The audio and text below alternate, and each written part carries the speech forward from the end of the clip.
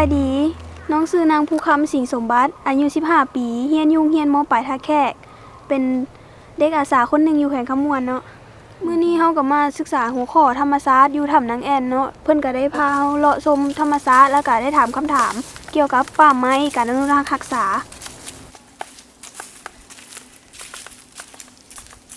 แม่และแม่นบุญมาอินทสมศักดิ์อยู่บ้านโดนเปื่อยเมืองยมราชแขวงคำมวนตะก้อนหันมานอยู่โดนนี่หันเสือกวางพานบ่อึดบ่ยากรักษาว่าสิ่งกันหลายป่าไม้กันหลายบ่มีผู้ทำลายอย่างนี้คนหลายแล้วต้นไม้ไปแล้วอยู่นี้กับบ่มีบนพึ่ง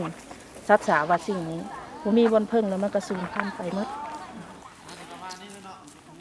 เจ้าสบายดีข้าพเจ้าชื่อว่าอาจารย์ดวงตะวันโคตมีเนาะเป็นอาจารย์สอนโรงเรียนมัธยมตอนต้นนาโบเมืองท่าแขกแขวงคำมวนพานักเรียนลงมาทัศนศึกษาเกี่ยวกับป่าไม้ถือว่าจะมีผลดีหลายที่สุดเพราะว่าจะให้นักเรียนรู้ถึงต้นไม้เนาะว่ามันมีคุณประโยชน์อย่างแน่สามารถนำไปใช้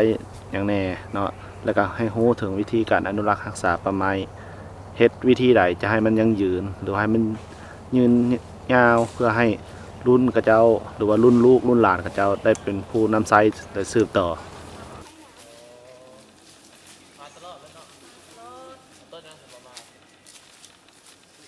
ได้เฮียนรู้ได้ลงปฏิบัติตัวจริงนำนอกจากอยู่ในห้องเรียนก็ได้มาเห็นตัวจริงเลยเพิ่นพาเลาะเบิ่งแล้วก็ได้รู้จักชื่อต้นไม้แถวนี้หลายชนิดนี่แม่นหมากกระแตเนาะเพิ่นเว้าว่า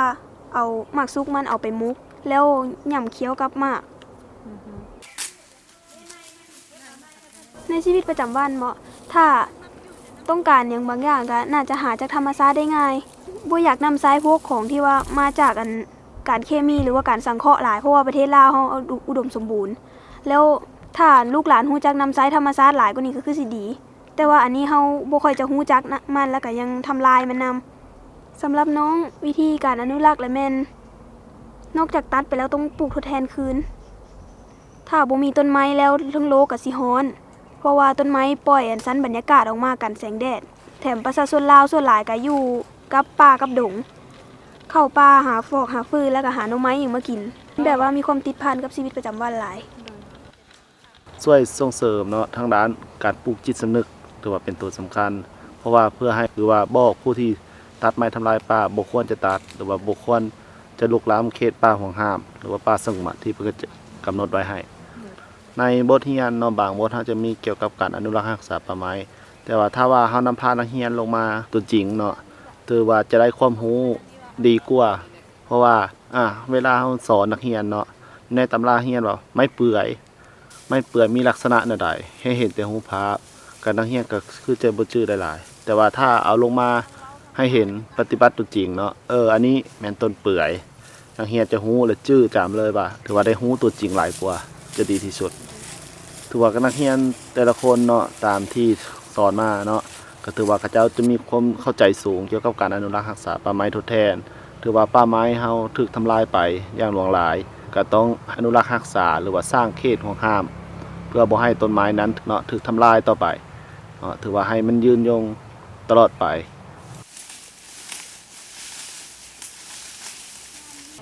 แต่ก่อนก็สัตว์ป่ามีหลายเป็นกระรอกกระแตมีกวางมีพานได้อยู่ตามป่าตามดงแต่มาปัจจุบันนี้บ่ค่อยมีดีปานใดอยากกินอันใดหั่นนะต้องเกี่ยมไว้รถค้างหม้อไว้ลงไปก็แม่นได้กินรถป่าอยากกินตัวน้อยตัวใหญ่ก็ได้อย่างนี้ล่ะยากไปเบ็ดมือก็บ่ได้อย่างนี้ค่ะแล้วมีแต่สร้างสอนลูกหลานเราให้รักษาน้ำกันเพราะว่าต้นไม้นี่มันสำคัญถ้าบ่มีต้นไม้เฮาก็บ่มีชีวิตอยู่ได้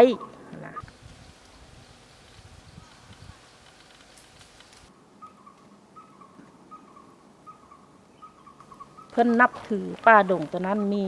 ผู้เฒ่าพ่อแม่นะเพิ่นเคยนับถือและเคยสมมุติว่าเป็นบ่อนผีมเหสักลักเมืองบ่อนใหญ่โตมโหฬารนะบ่อนพวกปักรักษาบ้านเมืองเพิ่นเคยแต่ละปีแหละเคยไปเลี้ยงเป็นหอว่าซั่นซะหอใหญ่หอใหญ่แล้วเพิ่นเคยเอาไก่เอาหมูไปเลี้ยงนะมีนั้นก็ได้ เฮ็ดเพื่อให้บ้านเมืองหั้นแหล้วอยู่ดีมีแฮงหั้นแหล้วมีความสะดวกสบายหั้นแหล้วเพราะว่าบ่ให้ไผมาทำลายว่าซั่นซะแล้วบ่อนนั้นบ่อนที่เบิ่งลูกหลานบ่อนที่ให้เฮานี่เป็นผู้พึ่งพาอาศัยแต่ก่อนแม่น้ำมันบ่ได้กว้างได้ขวางแบบนี้เนาะแล้วค่อยก็บ่สุดเสียงตาน้ำโขงก็กว้างออกน้ำยมก็กว้างออกน้ำห้วยก็กว้างออกอย่างนี้เป็นหยังมันจังกว้างออกเนาะย้อนว่าต้นไม้หันมันทึกทำลายแล้วเฮ็ดให้ดินหันเจือนลงมา แล้วแม่น้ำเฮาก็กว้าง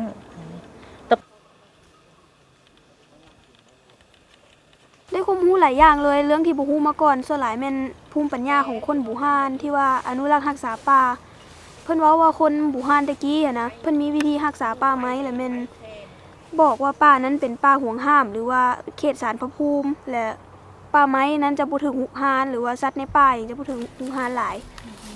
แต่ว่าปัจจุบันนี้เพิ่นเว้าว่ามันบ่ค่อยเหลือมาฮอดนี้แล้วเพราะว่าคนเพิ่มขึ้นหลายและความต้องการเพิ่มขึ้น แล้วเฮ็ดให้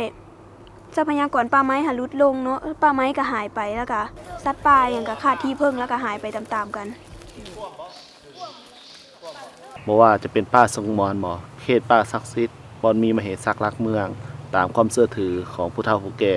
ที่เพิ่นว่าป่าตัวนี้มีมเหสักเนาะคันเว้าถึงความงมงวยก็คือว่ามีผีถ้าผู้ใดเข้าไปจะถูกผีลอกบ่หรือว่าเจ็บป่วยบ่สำบายเนาะถือว่าเพิ่นเป็นการสร้างเขตห่วงห้ามอนุรักษ์ป่าไม้ในตัวเลยเนาะ